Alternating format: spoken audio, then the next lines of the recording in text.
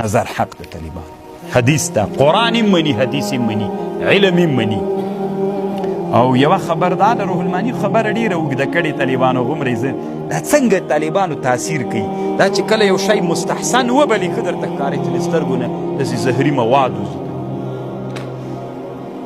او حسد چې چا سره وکړي له سترګو نه د داسې مواد وځي چې هغه په هغې سترګې ډېر تاثیر لري طالبانو کله کله سترګې د سړي نه ډېر قوت ختموي تاسې فکر وکړئ چې یو څوک ښایسته یي تا ته ډېر خوند درکوي هر وخت چې ډېر ورته ګورې طالبانو دا هم د سړي قوت ختموي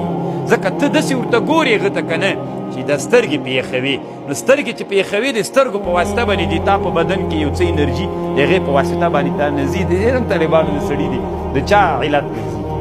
ورځ یوه ښځه وه په لاره تېرېدله یو سړي غنم کرلي ول غنم وچ سوي ول وږو کې ول وایي ویلې هو څومره ښه غنمې دي دا به چې دی لو کي که نه دا یې چې لو خو به یې کي که نه سخته پاچاهي به یې برابروي دستي غنم اور واخیست طالبانو سترګې اور اچي یو خو هغه اور د معنوي اور د طالبانو ریښتونی اور یې واخیسته ټول څوک وسوځېدل ټول غنم وسوځېدل طالبانو سترګو کې دومره معناوې پرتې دي